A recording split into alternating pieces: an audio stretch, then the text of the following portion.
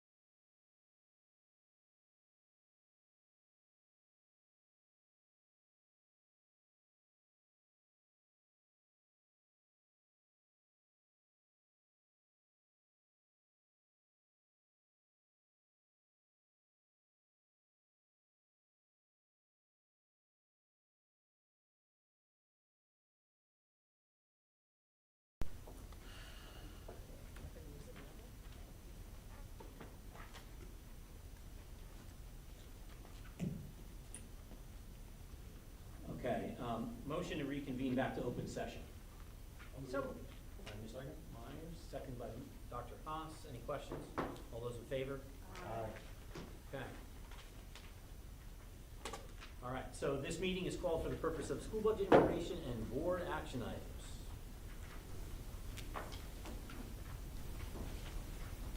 Any special minutes you want to read on? Good. Okay. Public recognition. So now would be the time if anybody would like to address the board. Okay. Dr. Rohrbach and Mr. Steiger, I turn the gavel over to you.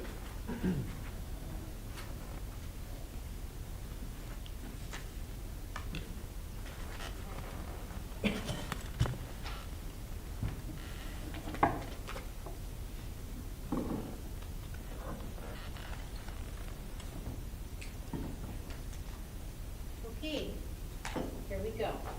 So by now, much of what we're going to say is going to sound repetitive. If it does sound repetitive to you, that's great. That means we're doing our job.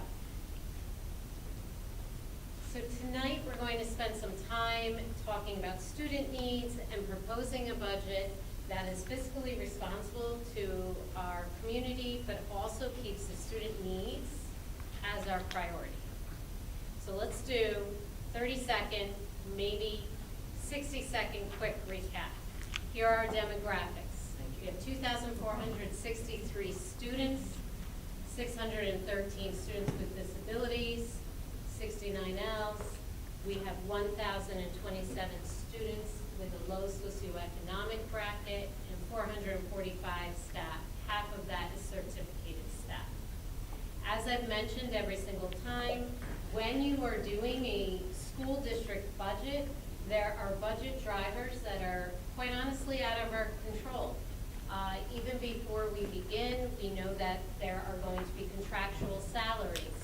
We know there's going to be benefits and health insurance, the transportation and special education, and also knowing that it is our responsibility to give a free and public and excellent education to all who are in Saugerties in the least restrictive environment.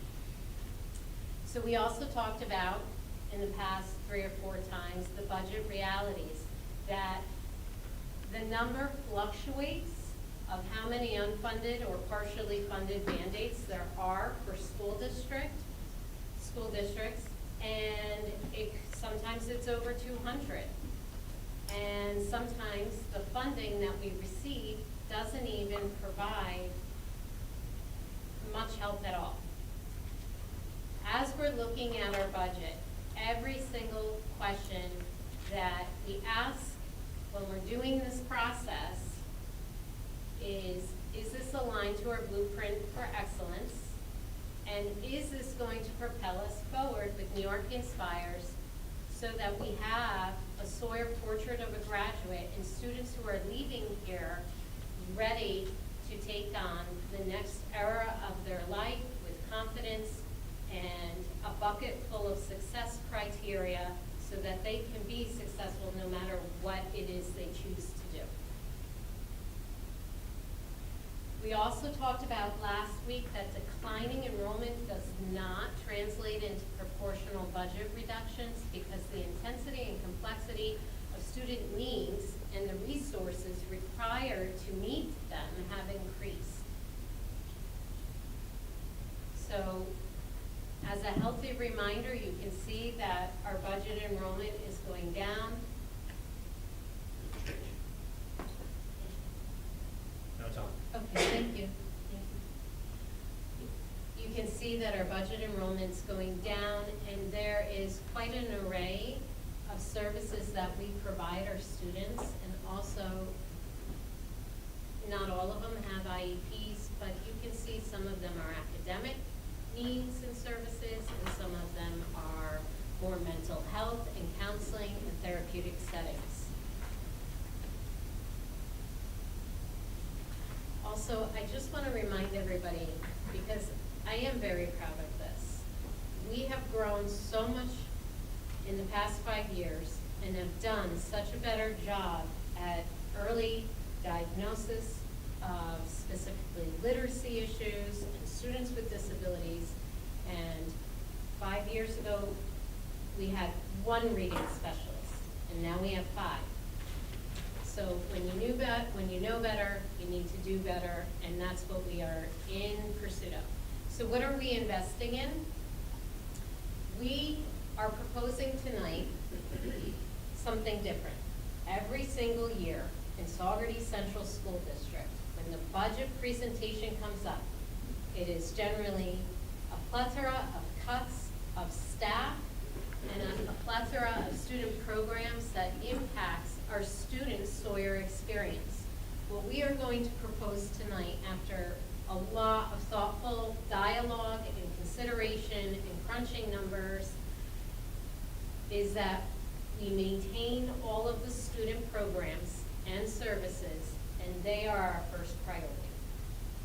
We are going to prioritize Saugerties, our blueprint for excellence as it relates to New York Inspires, and we want to promote our long-term stability. So as an administrative team and as a Board of Education, some of the dialogue that's been happening recently and even tonight is, it's not just about this year. It's about where are we going to be in 5 years. And yes, this year is going to be extremely tight, but we can see the light at the end of the tunnel where we can maximize a lot of attrition of upcoming retirements. So this budget maintains all student opportunities.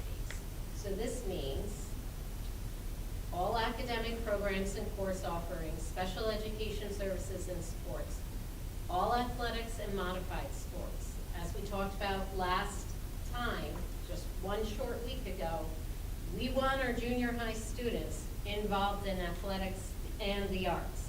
That's where they need to be. Extracurricular activities and clubs, arts and music programs, field trips, social worker and psychologists in all buildings, which we know from data of SASSEs and threat assessments, they are needed. Transportation, including late runs, which is really important because this is a working community and many of our parents work. So to come and pick up their students after a sports event or an extracurricular event, it's difficult and challenging for families. Thank you, Dr. Orbeck. So I'm just going to go through some of our the numbers we went through, revenues, expenditures, starting off with the tax cap calculation. We've presented this about 3 times now. So what it starts with is last year's tax levy. It's a complicated formula, as you can see up there. It involves a couple different things. Tax-based growth, which is a number provided by New York State, which is the amount of growth that has happened in our community.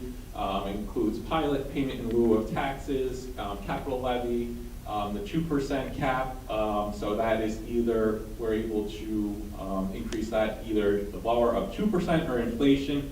This year inflation came in at 2.63%, but we are capped at 2%. So you see there, we cap that at 2%, and then at the very end of that, it comes out to $48,844.63, which is an increase of about $1.5 million. So our tax levy is going up by that amount. It'll be raised to $48,844,683. So I do want to note that's an increase of the tax levy of 3.15%. Now I know assessments do come out this time of the year, but this doesn't relate to assessment. The tax levy will be set at this amount. Assessments will not change this figure. This is the most we can raise by taxes with a simple majority plus 1 vote. So again, when assessments come out, it doesn't affect this number. It will stay at this $48,844,000. Any questions? So if I hear you correctly,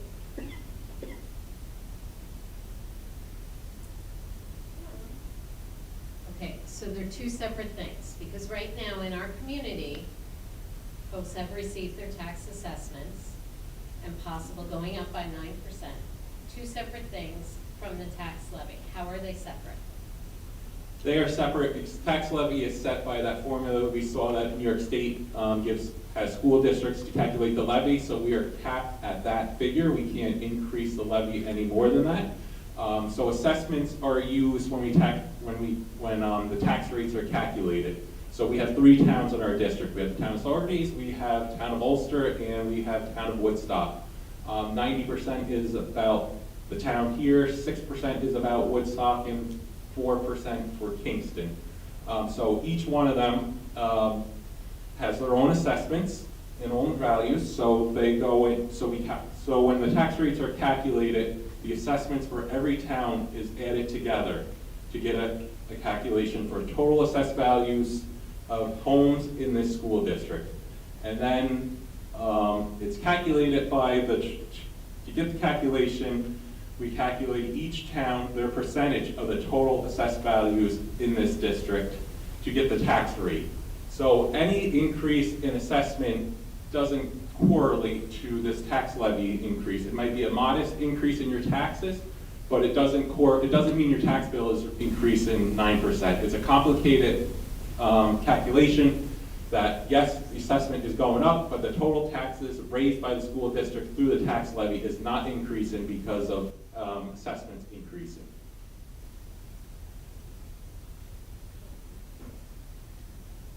So I know this is really confusing, and especially people get very emotional too about the assessments going up because it's not something that we can necessarily control. And the assessments in this community have been going up year over year, sometimes double-digit assessment increases, and, you know, logically looking at our own homes, which we're not looking to sell, it seems like an absorbent amount of money. But the one thing that I've looked at over the time here is that, you know, from 2017 to last year, 2025, a home that was assessed at say $380,000 or so in 2017 has now been increased to over $700,000, which is an 85% increase in assessment over 8 years. But on the flip side, the tax rate has actually gone down 39%. So the assessment's going up, the tax rate's going down, so the actual dollar amount of taxes that a homeowner is going to pay is a modest increase. Probably somewhere less than $1,000 over an 8-year period. That's $122 a year over 8 years that your taxes have actually increased. So it's complicated, but when you boil it down, it's a modest increase at the end of the day. And my $122 increase in my tax over 8 years is a great return on my investment when I'm investing in my kids' education and the education of our community. Thank you for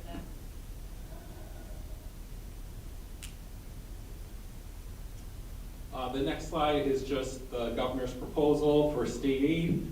So there is still, the state budget was due April 1st. It still hasn't been passed. So this slide hasn't changed at all as the governor hasn't adopted a budget yet. I just want to highlight quickly that we're seeing about a 1% increase overall foundation aid, which is our biggest aid that we receive from the state, giving us the 1% minimum, increasing it to just over 18 million. There has been talk within the state as they negotiate of possibly raising the foundation aid 2%, but nothing has been finalized. They just passed a 4th budget extender, and we don't know when we'll actually have a budget, but we are using what was given to us in the governor's first proposal as we prepare our budget moving forward. So this next slide highlights all of our revenue that we budgeted for next year. So the ones that are highlighted in red there, those are things that we've updated since the last board meeting. So the BOCES refund, we increased $14,000 based on a 3-year trend of what we've been seeing come in for the BOCES refund. Day school tuition was increased to $200,000, and looking at the Medicaid revenue, we increased that $15,000, which brings our total revenue up 2.93% over last year, what was budgeted for last year. Can you just remind me again what day school tuition is?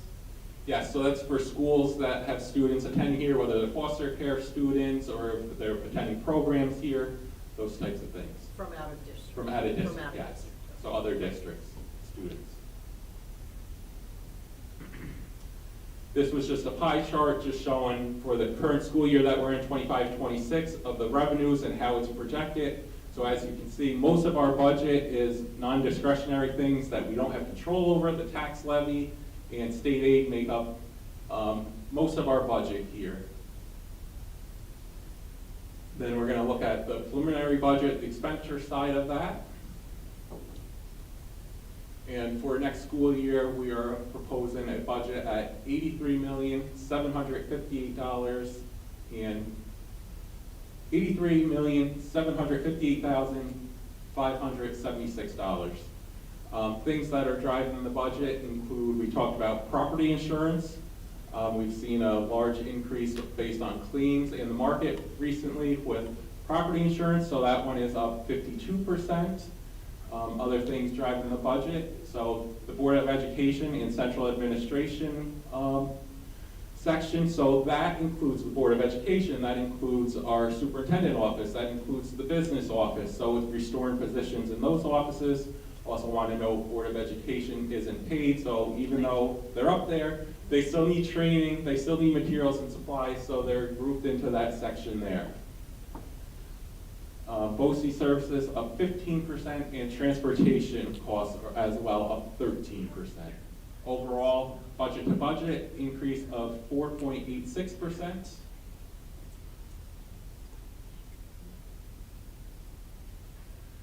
So as we're looking at this, in this current school year that we're in, we've had to add 13.5 FTE, teacher aides or assistants to meet so these are new positions we've had to add to meet the needs of 504 IEP students. And we've also added assistant superintendent of human resources and instructional leaderships based on restoring positions and audit recommendations. So these are things that were added in this current school year budget that are also going to be in the 26-27 school year. So just going back a second, so the 13.5 FTEs, so those were students that either didn't have an IEP at the beginning of the year, or they came into our district during the year that now have an IEP that there was no way for us to budget last year. Right. And so it's something we had to react to during the year. Correct. Okay. So those are two great examples. It might be somebody coming into our district, or it might have been a change in their student IEP. Okay. Yeah, we also really attempt to keep those students in the least restrictive environment, as we were talking about. So sometimes we're attempting to see if they can handle an environment without that support and doing a functional behavioral assessment, or maybe some sort of updated, we have a few students this year who got updated medical diagnoses that required support. So, changes in the current student body that we have also indicate the need for support, and we make sure that that is explicitly documented as to why, and then bring that into the CSE meeting or the 504 meeting to discuss. Okay, thank you.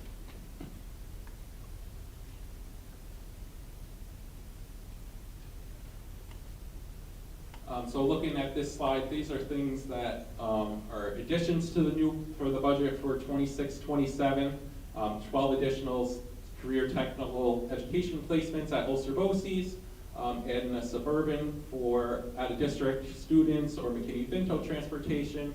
The capital outlay project we'll talk about a little bit later. That's the annual $100,000 project.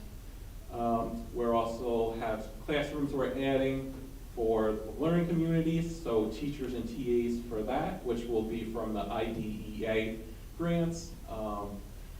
Increase in counselor aid to the junior senior high secondary campus, a 0.6 FTE there. So I just want to jump in here. So with this, Take Mike's mic right now. thank you. Yeah. Okay. Right into So the direction. this is another example of, this is a need. Really, we need a full-time FTE counselor. We had one We had to balance the budget last year. This is a high need. Our mental health needs of our students are prolific. And even according to the World Health Organization, it's 1 in 7 teenagers from 13 to 19 who suffer from anxiety and depression. Our support staff who we currently have are doing a great job, but they are beyond capacity. So that is that scenario. We also have to add, due to increased student needs, another special education position. And this goes back to the whole enrollment versus not being proportional to student needs. These are our current student needs. Do you want to jump in here? So, yeah. So I wanted to add that, so I see you wrote learning communities up there twice, but it's really, one is a learning communities classroom and one is our academic behavior communication classroom. So one will be at Cahill and one will be at Morse. We have students coming in from preschool that are already in special class settings that continue to meet those special class settings. So the alternative would be, what we discussed last time, sending them out of district. So in order to keep them here in our schools and to make sure that we can't start a classroom over the ratio that is listed. So if it's an 8-1-2, you cannot have more than 8 students in that classroom. If a student joins our school district, we can apply for a variance in terms of age or in terms of class size, but we can only do that after the first day of the school year. We can't plan to overload classrooms that way. So right now you'll see that the community might say, oh, well, you have 9 and 10 kids in some of your classrooms this school year because we have to apply for variances, so we have to accommodate for those students for next year and the incoming preschoolers that need support. So we've restructured a little bit so we can make sure that we have room for all those students. So, Ms. Churchill, can you just give a general idea of the difference in cost, perhaps, of like sending a student out of district versus keeping them? It's because I'm standing. So I think from my lens, we're looking at students, so we have to pay tuition, which may be, if we're just looking at BOCES tuition, some of those tuitions from last year to this year went between $6,000 and $10,000 each student for their enrollment there. So that's upwards of, let's say, some of those classes, depending on the ratio, $75,000 for the tuition, plus then you have to pay for a set by session rate for their occupational therapy, for their speech therapy, for whatever other additional therapies they need, which then can add up to, just on sending them there in terms of tuition and services, $100,000 for the student, plus then transportation we have to consider, which, as we all know, is a huge part of the budget and also makes things very complicated. If we're sending them to a place other than BOCES, then transportation is even more expensive. Some of these specialized schools are in Albany or Dutchess County, some of these places. So we're really trying to consider if we can keep them here, or even if we can just keep them here. Like some of these munchkins are kindergartners and first graders, and why can't we have them, right? Like, we could do our best to keep them here as long as we can, and then if they do need to go somewhere else in the long term, then so be it, but we do our best to keep them here. So the answer I heard was, if I'm able to keep one of those students here as opposed to sending them out, my savings is upwards of $100,000. Right, I would say at a minimum. Okay, at a minimum. okay. And at the end of the day, these are our students. They are part of our community. We want them to feel a home base and connection here to us in Saugerties. So the next thing to discuss is the reduction of armed security down to 1 and to increase the SROs to 2. So the thinking behind this is that the safest school is a locked school. And currently, when a visitor comes to our school, they need to buzz in, and then they come through the first exterior locked door into a vestibule, which is brand new through our capital project. They are not allowed into the building, and the greeter, who is currently our armed security, will look at their driving license, put it through the Vader system, make sure that they are clear before they go through the next locked door. Having locked doors is the safest school. What we are proposing is reducing the armed security right now from our 4 down to 1. We would keep the 1 here at the secondary level. And we would have an SRO for the secondary, and we would have an SRO for the elementary that would travel to all 3 elementary. And that would give us quite a bit of savings. So, for example, an armed security is around $47 an hour. Next year, with prevailing wage, it will be more.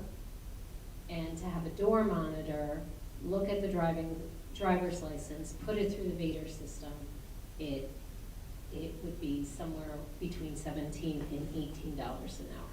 So can I ask a question on that? So while I don't, I think Saugerties has to do what's best for us. There are some things where, you know, I look at what other schools are doing, right? So we're saying we're gonna eliminate the armed security in our elementary schools. How many other schools, like in Ulster County, like Sure. have armed security in their elementaries? None. It's a rarity. You know, we're in the business of teaching and learning in children, and we, again, it's the safest school to protect our students and staff is to keep all exterior doors locked. Make sure we have a greeter at the door, and make sure all classrooms are locked. Okay. And then just to clarify, when we contracted with the armed security, we did not have those locked vestibules. Correct. Okay. That is new as part of our capital project. So again, now when a visitor comes into any building, they have to go through 2 doors. Yeah. Before they even get into the main building. So it is very secure. So, well, it's great to hear that and be, I mean, external sitting around this table. What is our, besides the high school, because I would imagine based on that, is our armed security would stay here at the front. Correct. What are the thoughts of our building leadership? So At the thanks so elementary much for schools. asking. So this whole process doesn't happen in a silo with just Mike and I. We have had a lot of difficult conversations with our administrative staff. Okay. Because at the end of the day, no administrator wants to give up anything. This is their staff, these are their people, these are their students, and they want the safest and best environment.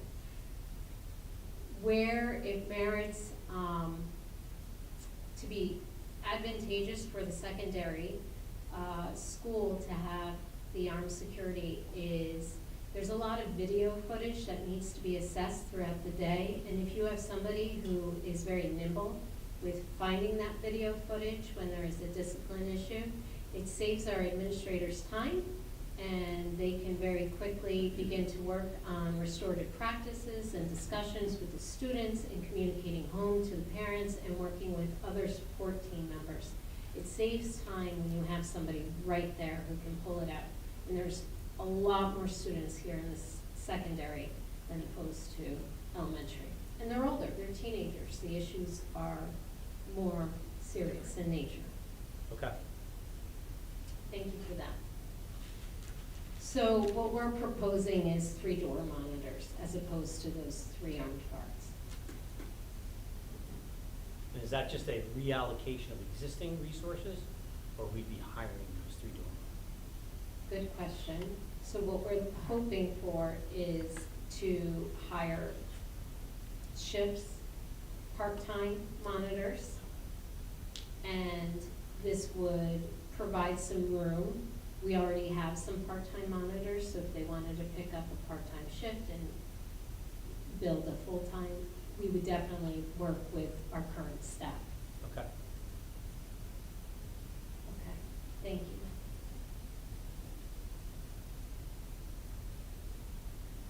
So after going through all that, where that lands us at between anticipated expenditures and revenues, it leaves us with a difference of just under $4.5 million to balance the budget.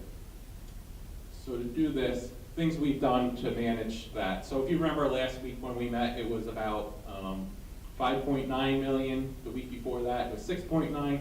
So we've been looking line by line, every budget line we have, we've been going through, reevaluating, and seeing where we could find reductions, whether it's materials and supplies, overtime lines, updating health insurance projections, reviewing BOCES services, and ensuring transportation efficiencies, and reviewing all curriculum and programs.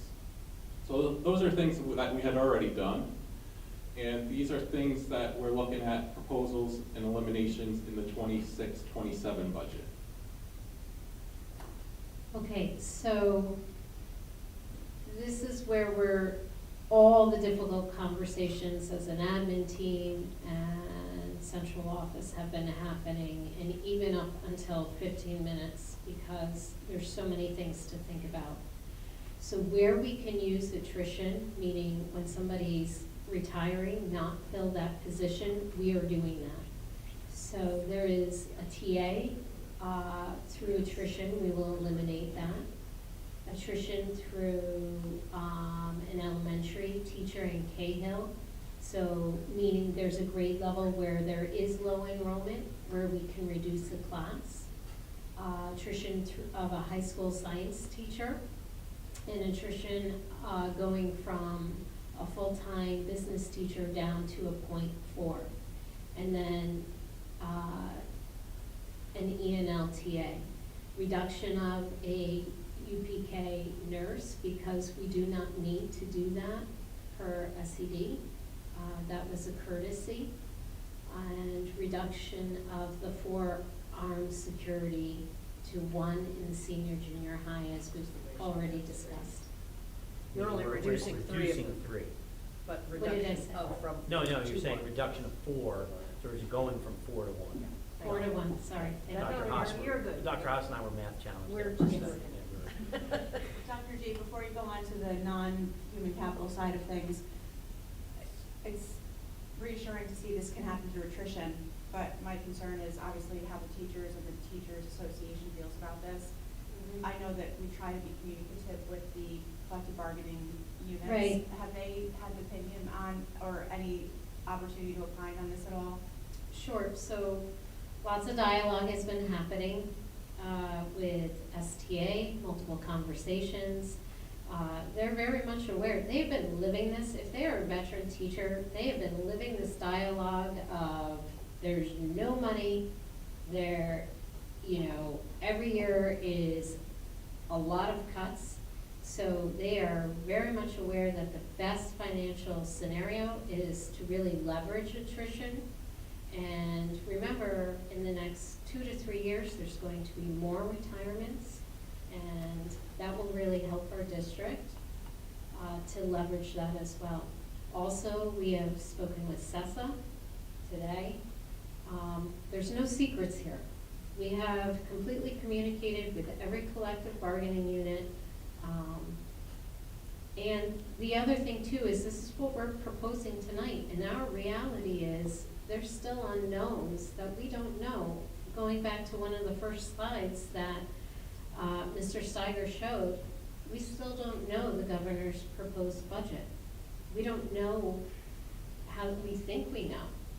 And then there's other things too, like the district's health insurance which will impact us as well. Okay. Any other questions? Okay.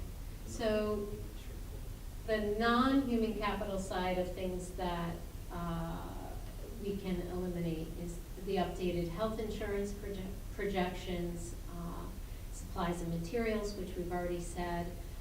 We've looked at things from all the department budgets, such as technology, and tried to be thoughtful of, okay, if this is in the wrong line, can we move it someplace else? For technology, moving some of $88,000 into the Smart Schools Bond Act was a smarter and more thoughtful decision than leaving it in the regular technology line. And you know, even small changes, like currently we're piloting a social studies curriculum for elementary.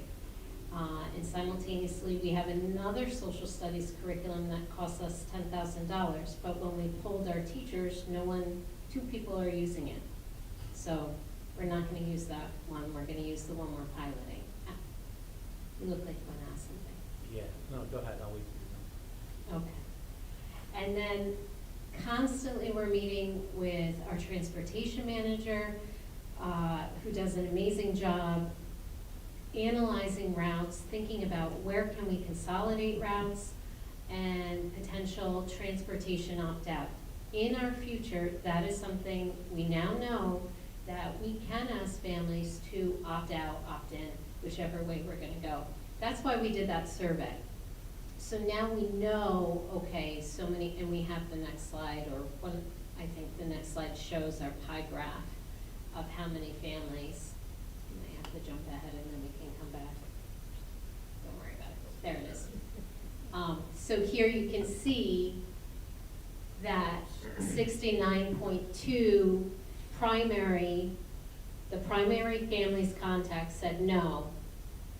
We rely on the bus and we will continue to do so. So we have 69% of our families do rely on transportation, so that's good information for us to have. So we're gonna continue to work with possibilities of that, because if we can have a 30% savings in routes, we're gonna continue to pursue those avenues. Can I just ask a question about that, because I know I've asked this as a newbie.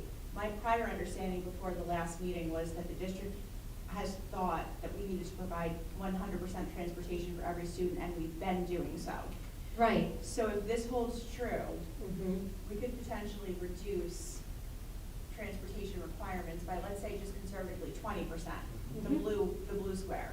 Sure. And transportation is an enormous amount of our budget. 6 million.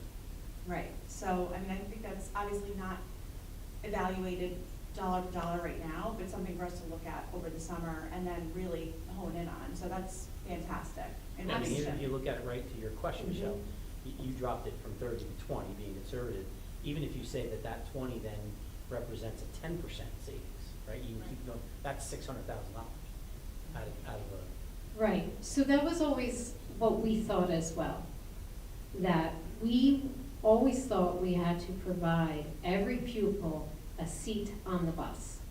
But in this budget dive with my amazing business manager, he found out, no, that's not true. And that's been a huge part of our process together is, you know, just tearing back all the layers and what are the possibilities. So we are gonna pursue this. All right, now we have to go back.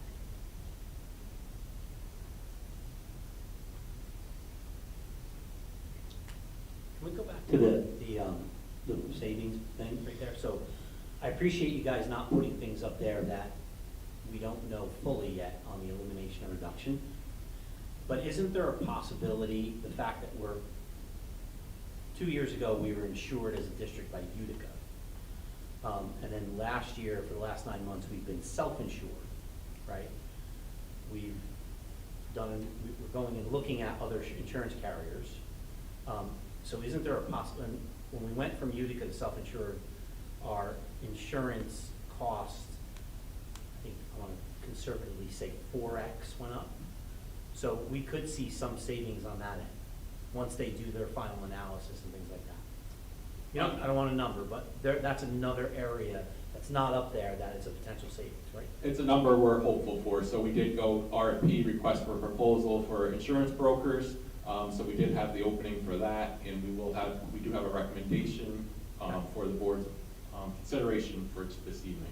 Okay, thank you. Similarly, I know that you didn't do, speculative revenue or another item that's not listed there as a potential savings, but clearly the carrying cost of Mount Marion is enormous to the district, between insurance coverage and just the operations and maintenance of an aging building. We've actively discussed at this board that we're going to be looking at a potential disposition plan for Mount Marion. So not only theoretically would we see savings on operations and insurance at Mount Marion, but potentially some sort of sales price that you've not contemplated currently in the budget? You've neither contemplated any of the related potential savings nor potential additional revenue coming in from a sale, have you? That is not included in this budget at all. Okay. Good. Are we going to think about it? Because we need to be future forward and future thinking? Yes, that would be our duty, but that is not included in this budget at all.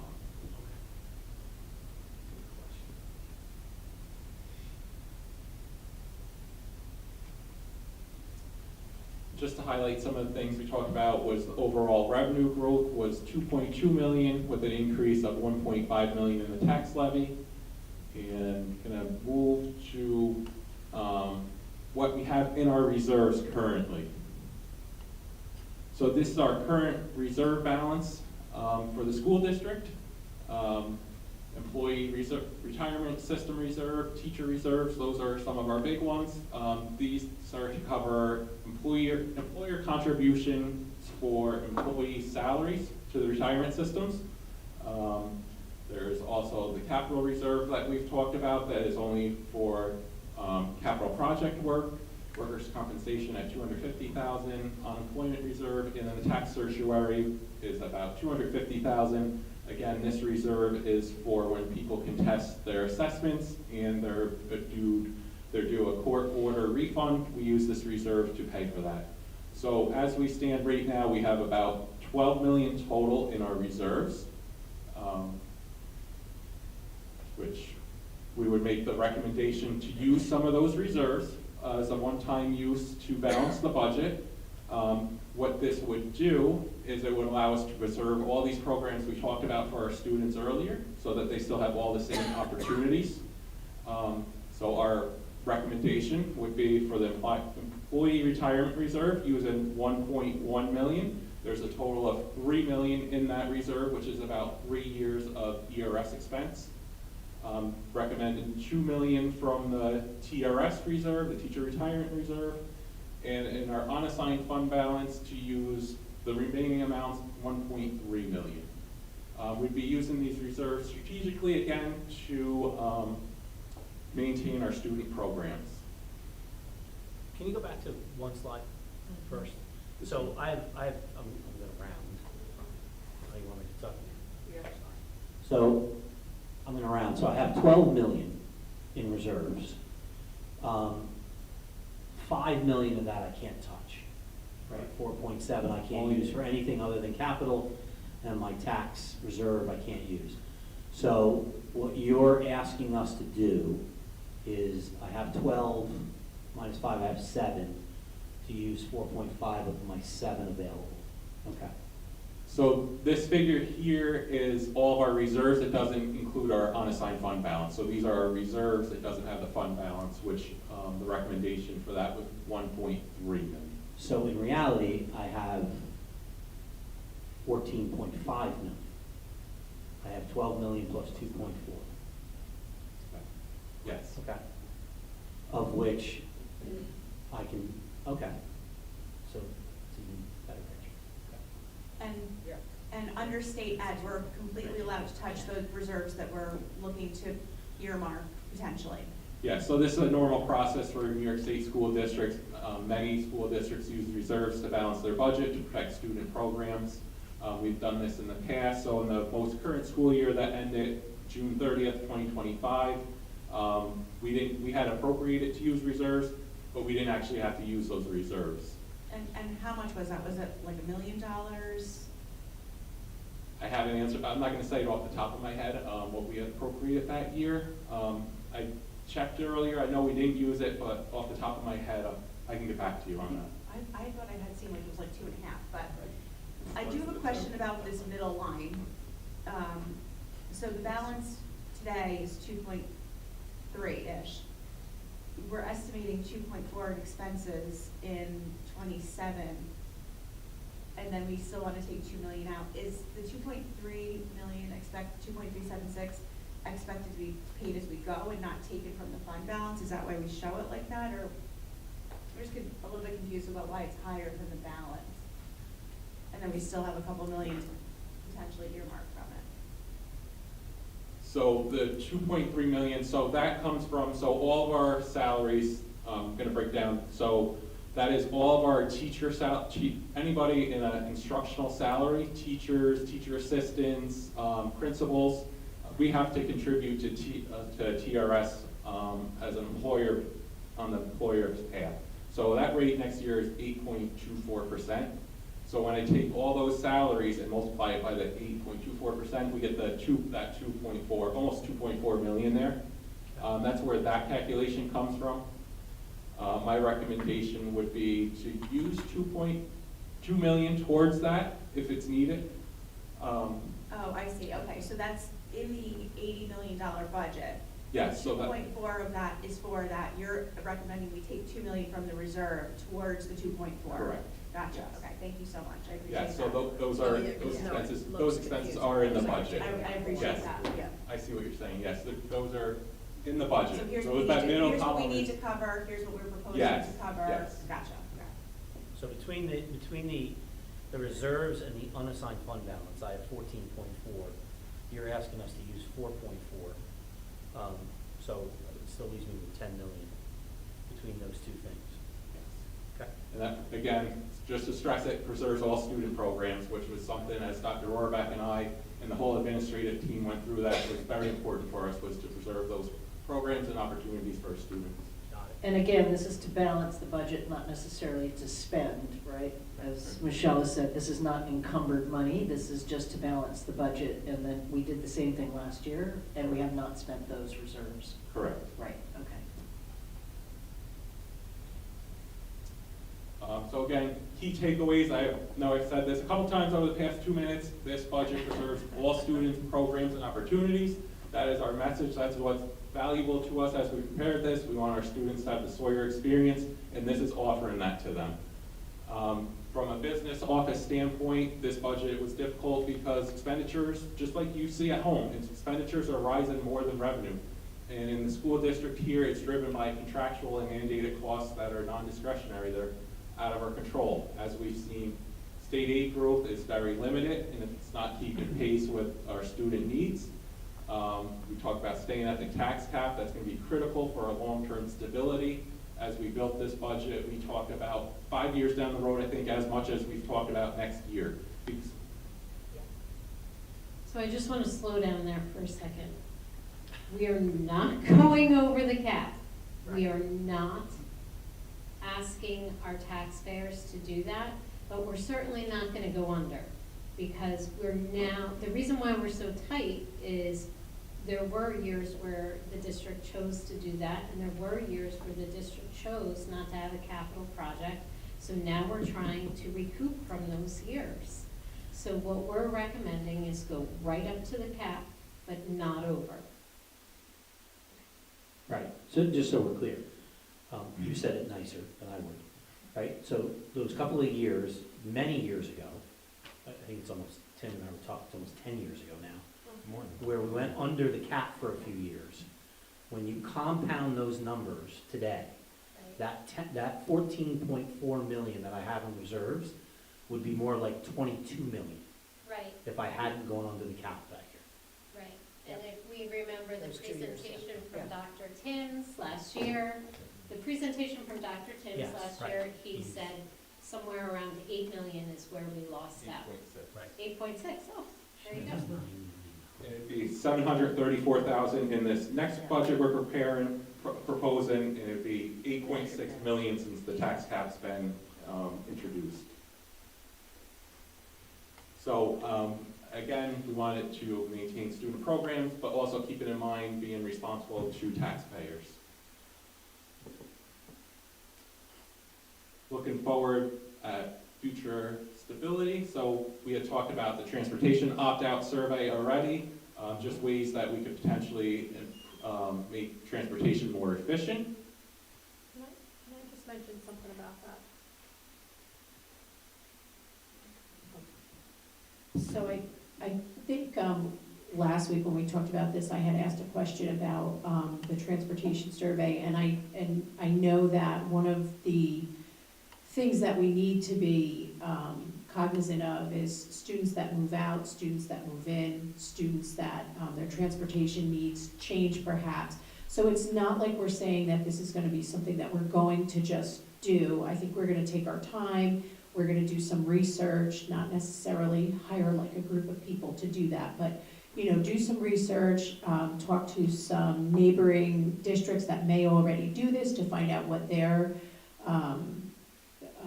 glitches may have been or something like that, so that we can really take a look at this. And this is not reflective in our budget this year, any kind of savings. This is something that we can potentially do with doing the research and finding out. Is that right? Right, absolutely. Thank you for bringing that up. And also, families and their lives change, so let's say they opt out and they want to come back in, we will certainly afford that option for them. Things happen in families' lives. So again, this is definitely, we can't just be stuck in today. We're really trying to be strategic about the future. So leveraging all those things about transportation, and we do need to take our time because a year ago we thought differently and now we know better, so we can do the research and do better. And I also just want to add on that, because there was some feedback on the survey, we are not cutting transportation. Your student will still have transportation when we start in September. Thank you. So don't think that the bus isn't going to show up. This was just for us to gather data, to see bus usage. It's not to cut your student's transportation. If your child rides the bus will be there. Thank you. So we talked about a lot of these things already during this presentation of things that we're looking at for planning for stability in the future. We just talked about staying at the tax cap being critical moving forward. Obviously, leveraging retirement attritions will be big for us in the future, with many of them coming up over the next few years. Ongoing reviewing of staffing, class sizes, and program development. As we build our team here, we have Mr. Wilder, who has joined us as Assistant Superintendent of HR, so he'll help us out reviewing these things and finding efficiencies. Maximizing revenues, as we saw an increase in Medicaid and state aid opportunities, advancing capital projects in the future. We talked about the continued focus on transportation and just a long-term financial stability commitment for our students. So additionally, as it's up there, we are going in the future, it would be really wise, as it's been recommended to us, and we're gonna come back to it, to look at our elementary schools. As we have, could somewhere be between 50 STA members retiring in 3 years.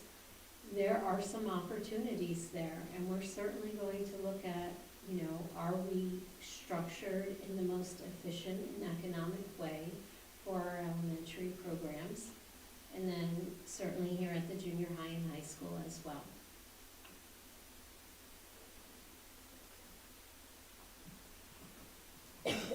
Okay, so in this budget we're proposing, it has our annual $100,000 capital outlay project. This is a project New York State allows us to do up to $100,000.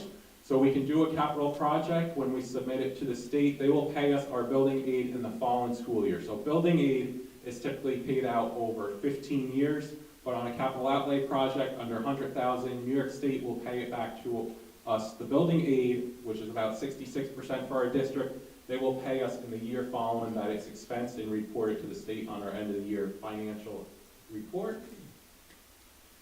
And then looking forward to future capital projects, our next potential vote could be December 2027 for a capital project, which would include, we've had a lot of talks at our facility meetings about the Riccardi enhancement, putting in a road at Riccardi to ease some of the congestion there and make it safer for dismissal and arrival. Looking at continued ADA compliance throughout our buildings, bathrooms and locker rooms, potential roof replacements, and digital signage interior and exterior of our buildings.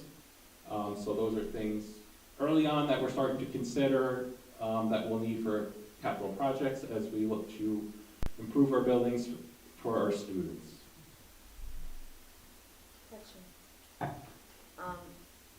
When you say the capital outlet projects, rooftop units on, like, how many units, how many roofs, which buildings, like, what is that looking like? So those will be, so we'll be able to do them, one thing about that is we'll be able to do them in-house with our buildings and grounds staff.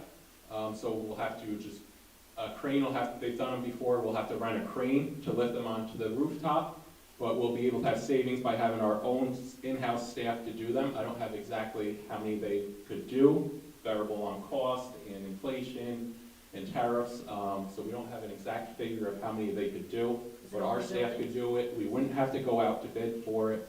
It's something that they could do in-house relatively quick compared to some of the other ones that we have to go out to bid for.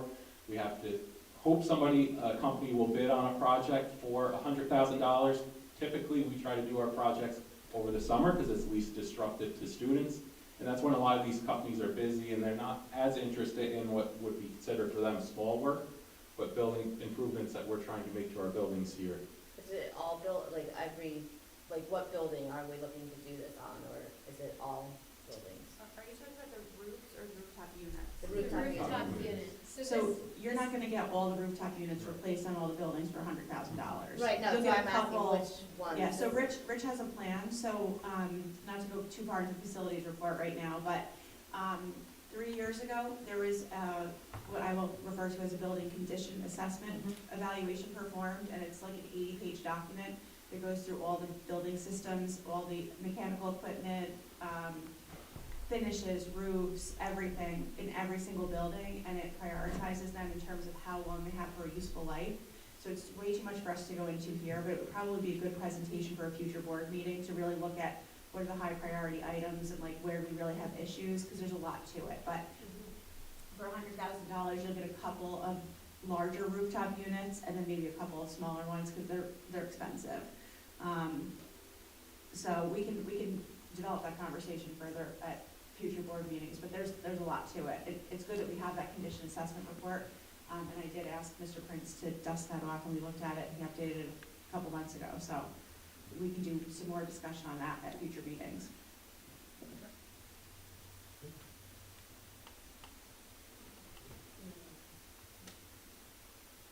And just as we wrap up, so looking forward to key dates for budget development. May 5th will be our budget hearing. May 19th at the junior high is when the budget vote will be, and then May 26th are when budget results are accepted.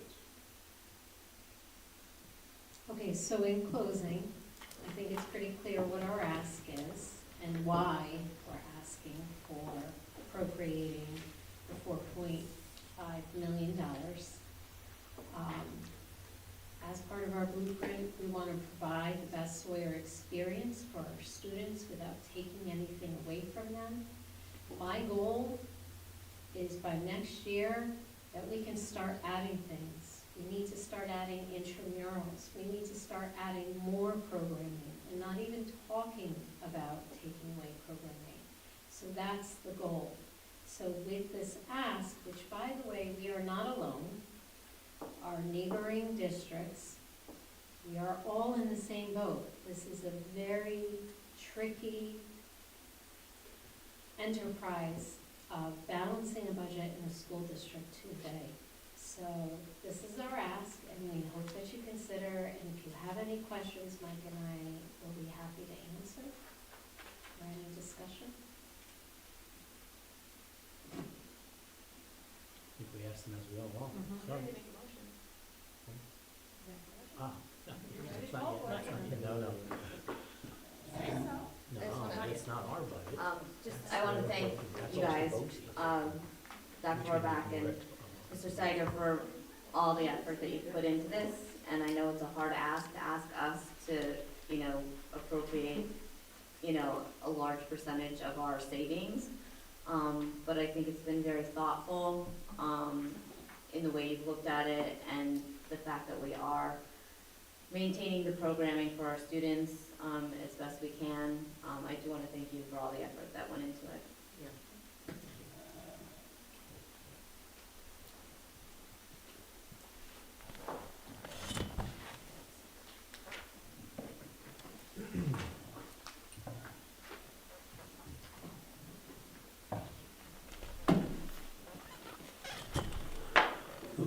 moving on.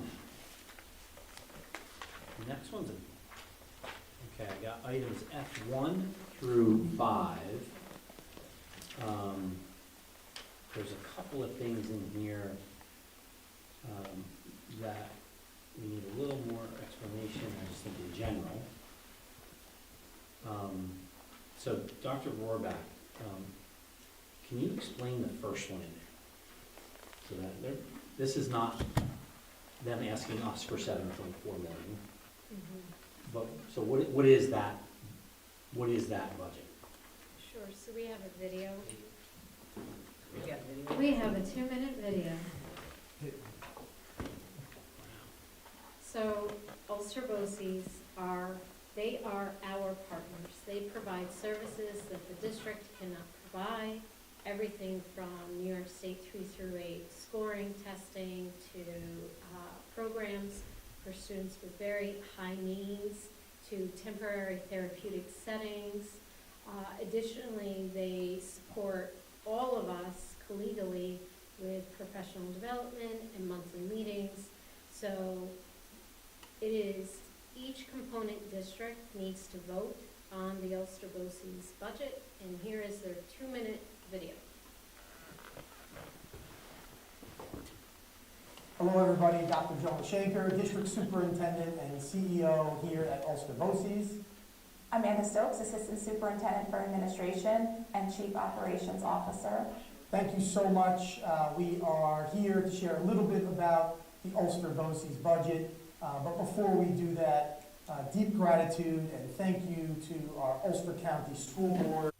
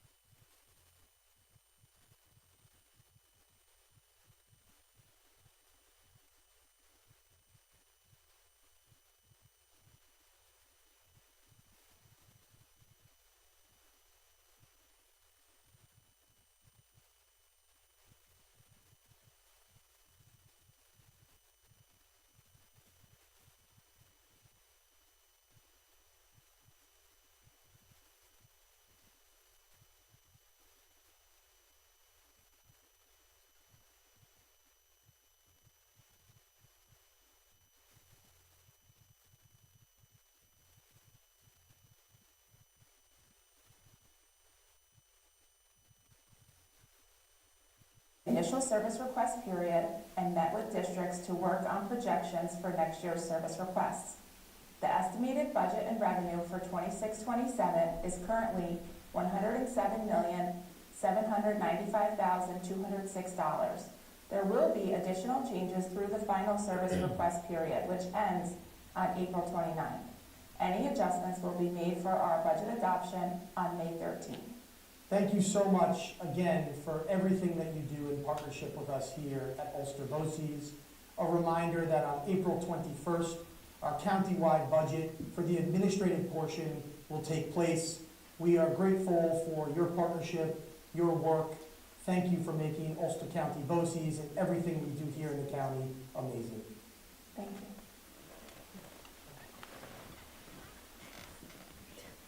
you. Okay, all right, thank you. So if I read that correctly, if I listen to that video correctly, here's the number. You don't have any say. Yes, that's the number. That's just the number. Based on our services we've That's requested. it. So that's the number. It's a great way to do it. And then we're gonna vote on board members for the annual election. Krista Barringer is going to be our representative, our candidate up there. You wanna spend a second just on the, because this is the big one, the Marshall and Sterling? Sure. I mean, 30 seconds on kind of what the process, how we got there. Sure, so I'll start. So this past year, as we mentioned earlier, the district has been self-insured. We do not want that. We sent out an RFP, and part of, once the RFP comes in, it needs to be scored through a rubric. Some of the criteria is years of experience of working with school districts, references, the ability to answer the questions in the RFP, Is there anything else you want to say, Mr. Steiger, about this process?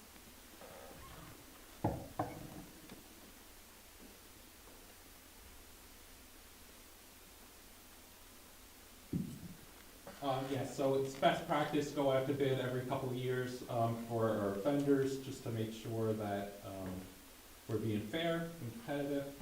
So this bid was for 3 years with the option to extend 2 additional years at our mutual agreement. So this company that we are recommending, they are familiar with school districts and have recommendations from many school districts in our area. And so we're hoping that will help with our insurance costs that we presented earlier in our presentation. And they're local. Okay. Yeah, go right ahead, yeah, you can do it now. I just have a question on point of order, because in section G, it says that we're going into executive session to discuss the selection of the district insurance carrier, but there's an action item in item F to vote on the carrier. So if we're voting in F, but the executive session is It was more for them after- to go through their rubric with us. Okay, Um, so do we want to revise the exec session to take that out of? Yeah, we can G? take that, I can take that out. We'll just do when I the say it. discussion now? We'll just do the I mean, you legal. just discussed the, Yeah. so we'll just do the legal, so can we just make, I propose, I don't think you We do don't do action. it yet, though, not until we get to G. Yeah, Okay, yeah, when we get to G, I'll Okay. change it. Yep, no, it's good catch though, very good point. Thank you. Okay, can I have a motion for items F1 through 5? So moved. By Ms. Keller, second by Ms. Bellarosa. Okay, so, any other questions? Yeah, go right ahead. So on the, we're asking us to approve Marshall and Sterling, you said you went out to RFP. How many responses to your RFP did you receive? 4. Four. Yep. And then just, I had a question on the J&D Ultra Care Corp agreement. It's for July 1st, 26 through June 30, 27. Is this agreement being retroactive? Because we're now into April of this year, so is this a retroactive agreement, or is that? For next year. Next Or one. April July 26th. Oh, July 1st, Oh. 2026. well, that makes sense, thank you. The year goes I looked at fast that enough, Ms. question earlier, and I was Bellarosa. like, All right, I was thinking 25, thank No, that's you. It's a long day. Yeah, any other questions on any of these items? All right, all those in favor? Aye. Okay.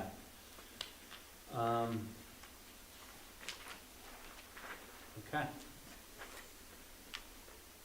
Motion to recess into executive session to discuss the selection of our district legal counsel for the 26-27 school year. By Ms. Grimaldi, by Mr. Wells. Any questions? All those in favor? When we do reconvene, normally we don't vote on anything. When we do reconvene, we will vote on the actual budget resolution. Okay? All those in favor? Okay.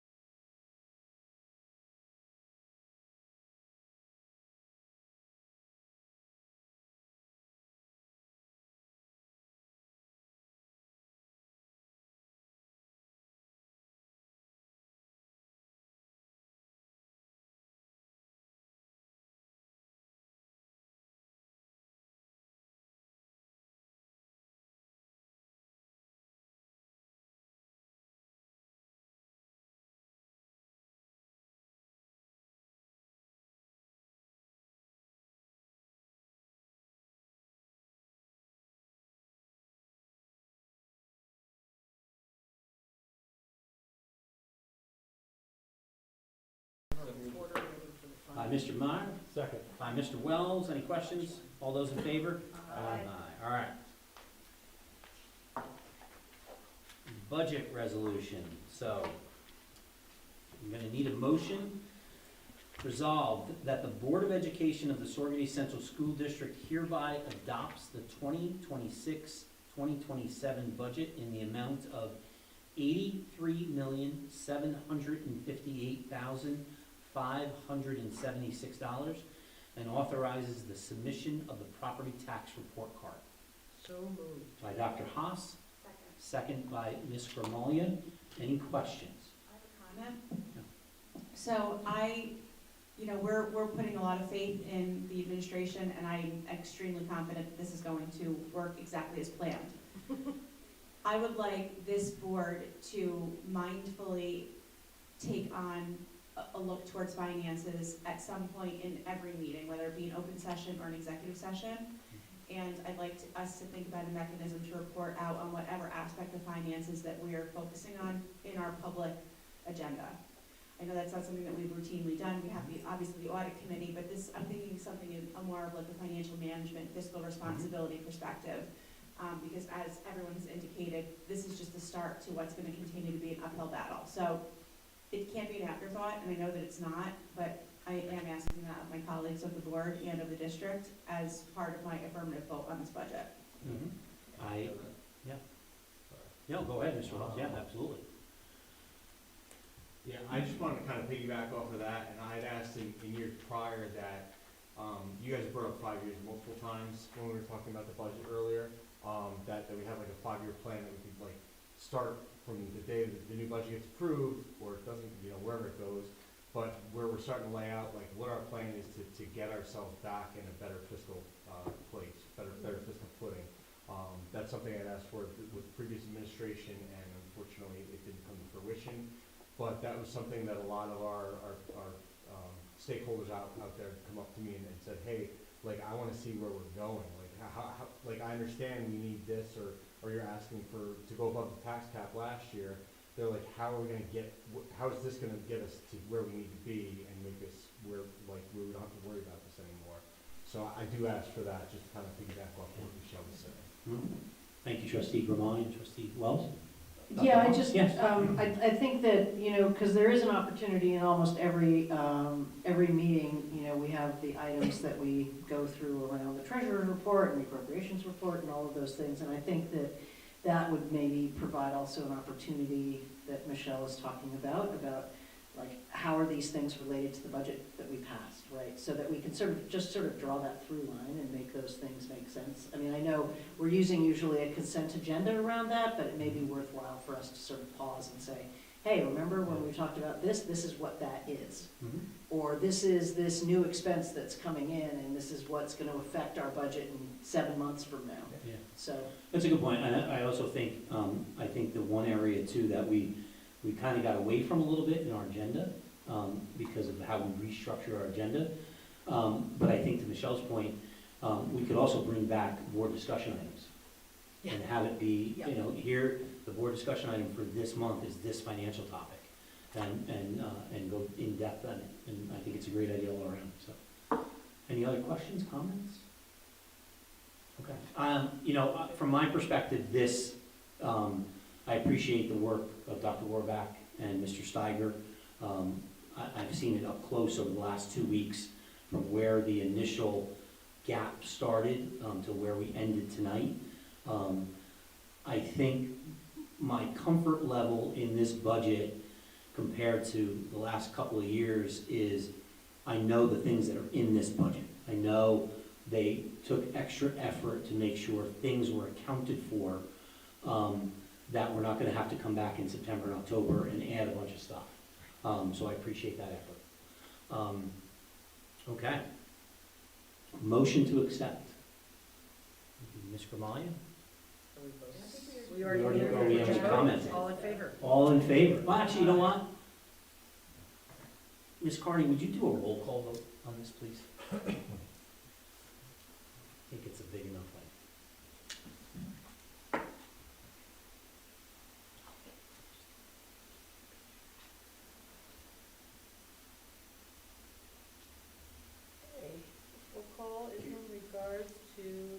resolution. Christine De La Rosa, Yes. Katie Emerson Hawes, Yes. Michelle Gramaglia, Yes. Tina Irizarry. Yes. Carol Kelder, Yes. Michael Meyer, Yes. Jeffrey Ozzie, Yes. Timothy Wells. Yes. Motion is carried. Okay, fantastic. Okay, Now everybody go vote for it. yes, May 19th. Motion to adjourn So moved. by Mr. Wells. Seconded by Mike. Got it in. And our next All those in- meeting is hang in on. May 5th. All those in favor? Aye. We are adjourned. Yes, May 5th. It's not our